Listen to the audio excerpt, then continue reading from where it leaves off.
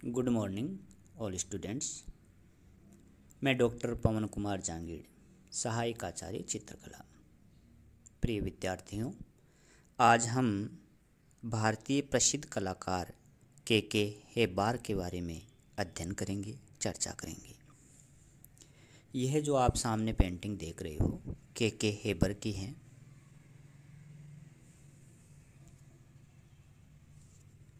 इनका पूरा नाम कांटीगेरी कृष्ण हेब्बार है।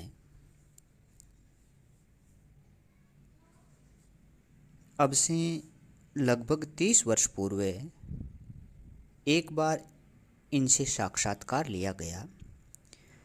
तब इनसे पूछने पर कि कलाकार का समाज में क्या स्थान है। सुप्रसिद्ध आधुनिक चित्रकार कांटीगेरी कृष्ण हेब्बार अर्थात के हेब्बार ने कहा, कलाकार एक सृष्टा होता है। अपने कलाकृतियों के द्वारा वह समाज में उन उदात्त भावनाओं की स्थापना करता है जिनसे आदमी आदमी बनता है।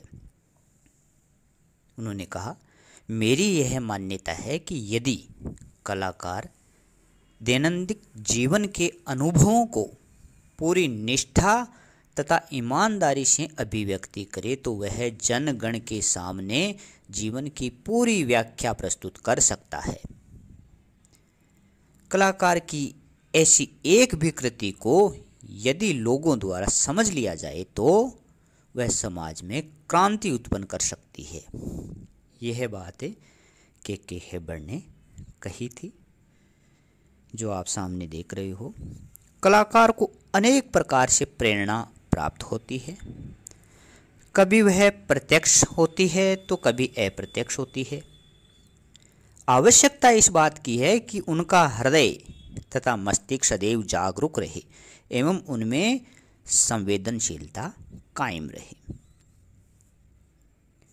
कला तथा कलाकार के दायित्व को उचित रीति से समझने और उसी के अनुसार अपनी कलापूर्ण अभिव्यक्ति को सामर्थ्यवान बनाने वाले चित्रकार कांटीगेरी कृष्ण हेब्बार अर्थात के हेब्बार का जन्म कर्नाटक के एक छोटे से गांव कांटीगेरी में सन 1911 में हुआ।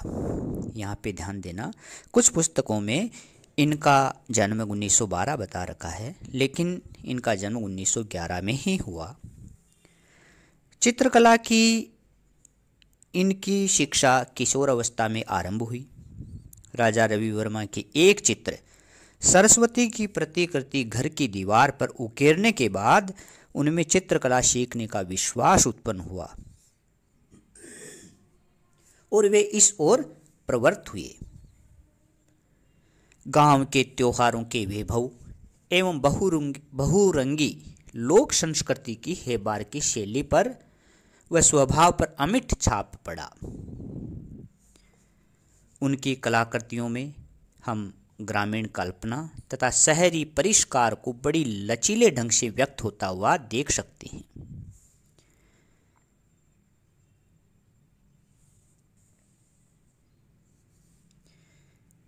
मैट्रिक तक पढ़ने के बाद हेब्बार चाम राजेंद्र तकनीकी स्कूल मैसूर में चित्रकला की विधिवत शिक्षा ग्रहण करने चले गए।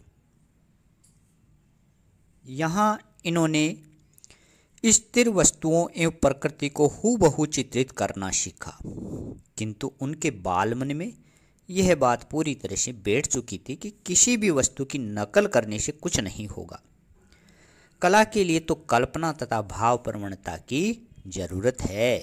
अतः उसी को विकसित करने की आकांक्षा लिए वे बंबई आकर बस गए और यहाँ आकर पेंटिंग करना ही उनका व्यवसाय हो गया।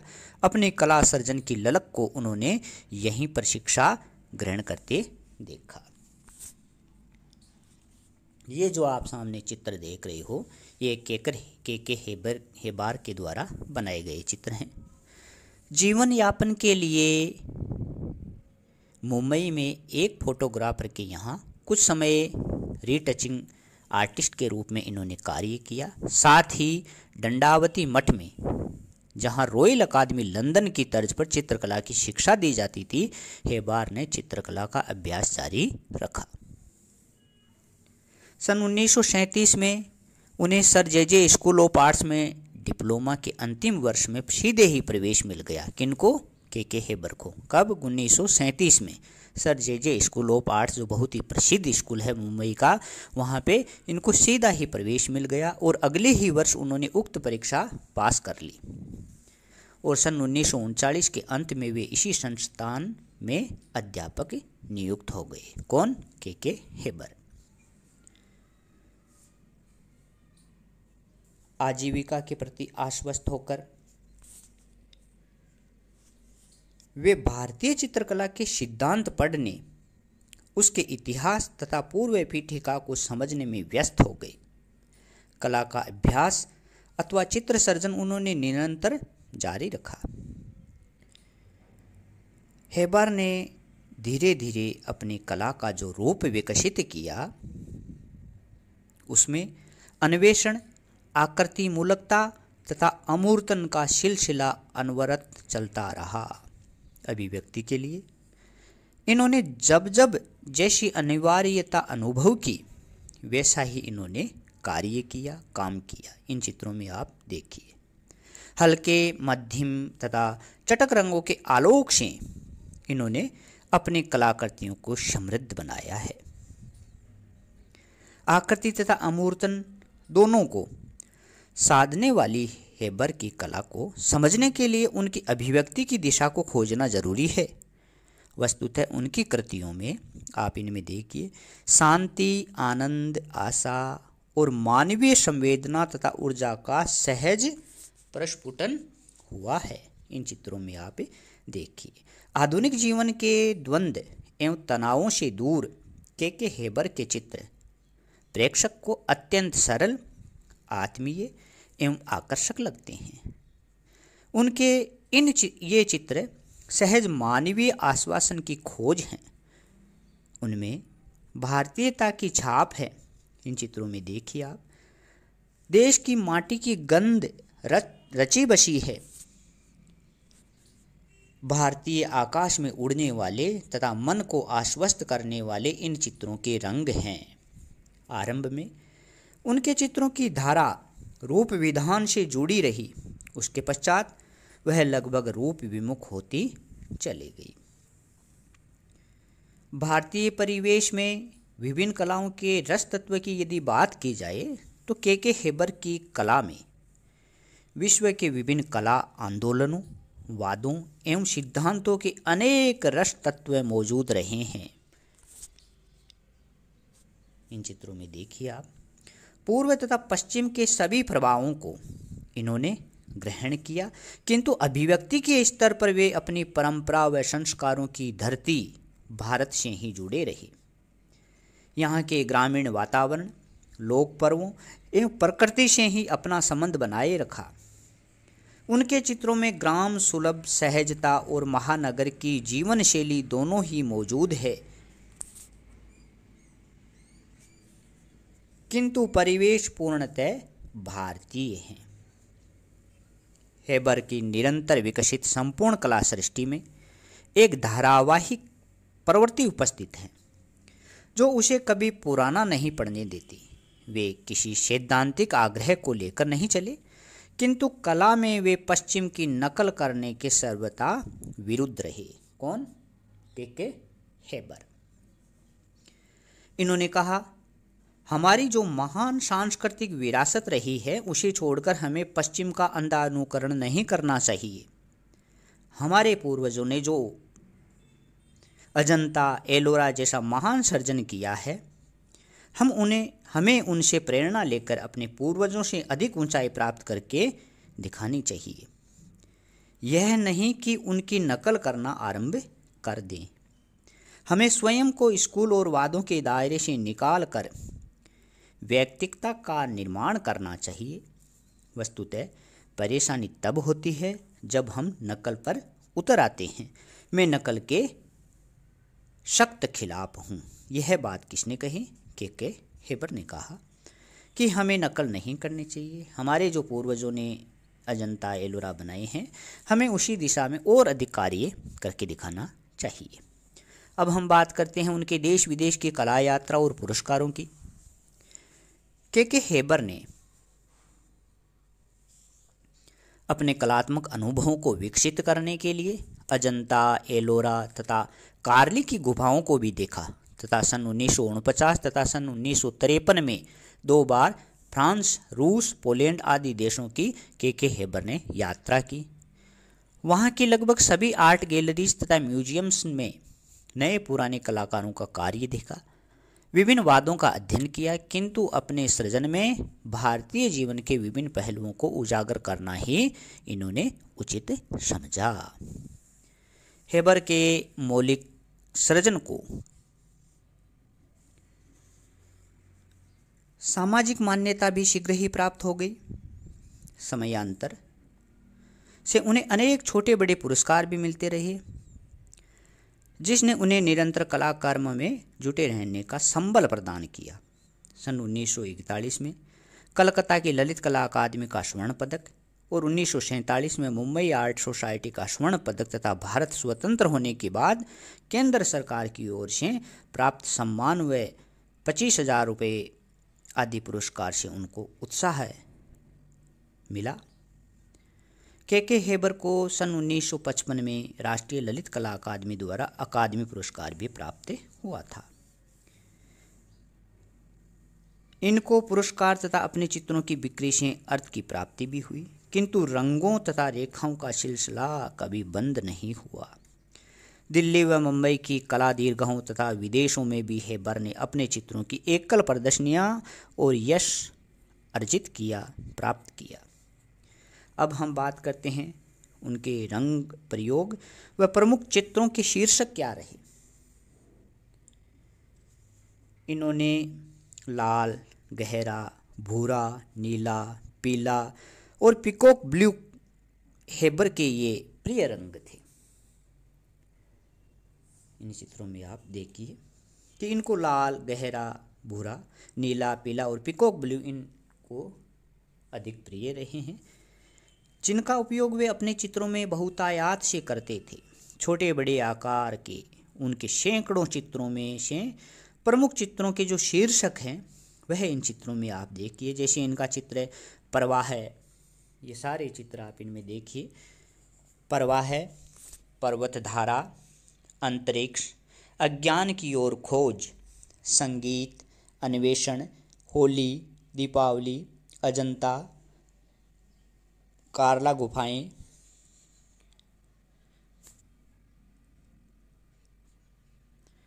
मुर्गों की लड़ाई, माँ बेटा, श्रमिक, मवेशी हाट, धूप दीपित पनघट, मयूर, यमुना पार, सांझ, नगर जीवन, सुनहरा और लाल, मंच पर जाड़े की रात, विवाह उत्सव, गोवर्धन, आकाश पर तथा इंदिरा को नमन आदि इनके प्रमुख चित्र हैं। इन्होंने सैकड़ों रेखा चित्रों की भी रचना की है। के हेबर के चित्रों तथा रेखा चित्रों के कुछ एल्बम भी प्रकाशित हुए हैं। उनके व्यक्तित्व एवं कृतित्व पर राष्ट्रीय ललित कला अकादमी ने एक मोनोग्राफ भी प्रकाशित किया। जीवन एवं जगत की सामान्य पारंपरिक धारणाओं एवं मान्यताओं को पुष्ट करने वाले चित्रों के रचयिता कांटीगेरी कृष्ण हेबर चित्रों की रचना में सदैव रंगों के संयोजन तथा सौंदर्य सर्जन का विशेष ध्यान रखते थे। भारत में आधुनिक कला आंदोलन से वे एक लंबे अरसे से जुड़े रहे। नए वादों, नई धारणाओं का उन्होंने सदैव स्वागत किया। आधुनिक कला के भावबोध एवं भाषा से वे पूर्णतः परिचित रहे तथा समय समय पर अपने वक्तव्यों के जरिए इस बात पर बल देते रहे कि कला में हमें फैशन के बतौर पश्चिम के अनुकरण का मार्ग छोड़कर भारतीय जनजीवन तथा मानवीय संवेदनाओं को ही उजागर करने का प्रयास करना चाहिए। इस बात पर इन्होंने हमेशा बल दिया है। इन्होंने कहा था कि भारतीय कला किसी से भी पीछे नहीं है। आज वह उसी स्तर पर है जिस पर पश्चिमी कला। हमारे कलाकारों की कृतियाँ विदेशी कलाकारों की कृतियों से किसी मायने कम नहीं है। ये जो आप सारे चित्र देख रहे हो, यह चित्र के हेबर के प्रमुख चित्रों में से है। हेबर ने भावप्रवण और प्रयोगधर्मी प्रवृत्ति के चलते अपने कला का जो रूप विकसित किया, उसमें हमें उनके अन्वेषण, आकृति मूलकता तथा अमूर्तन का सिलसिला देखने को मिला है। इनकी कला में मानवीय संवेदनाओं व ऊर्जा का सहज प्रस्फुटन हमें देखने को मिलता है। इनके चित्रों में देश की माटी की गंध हमें रची बसी दिखाई देती है। हेबर के चित्रों में छाया युक्त अंश अब मात्र रंग विन्यास तथा क्रमबद्ध होने के क्रम में वस्तुतः अंधकार से प्रकाश की ओर जाने वाले रंगपत तथा कठोर से कोमल रंग संगति में परिणित होते हुए दिखाई देते हैं। चित्र में रेखाओं की अनूठी काव्यात्मक लय और कल्पित सृजन क्षमता से जैसे जीवंत हो उठती है, ऐसे लगते हैं। उनकी कृतियों में विशेष रूप से जैसे मुर्गों की लड़ाई, टाइल फैक्ट्री आदि चित्राकाश अर्थात अवकाश और रंग के कलात्मक आयाम स्थापित करते हमें जान पड़ते हैं। इनकी कला में वैश्विक कला तत्वों की उपस्थिति इस बात की द्योतक है कि वे पूर्व पश्चिम के सभी प्रभावों की ग्रहणशीलता के बावजूद अभिव्यक्ति के स्तर पर अपनी परंपरा एवं संस्कृति की विरासत से जुड़े रहे और पश्चिम की नकल से हमेशा विरुद्ध रहे। इस प्रकार यह एक बहुत ही प्रसिद्ध कलाकार रहा है, के हेबर। धन्यवाद। ये सारे चित्र आप इनके देख सकते हो।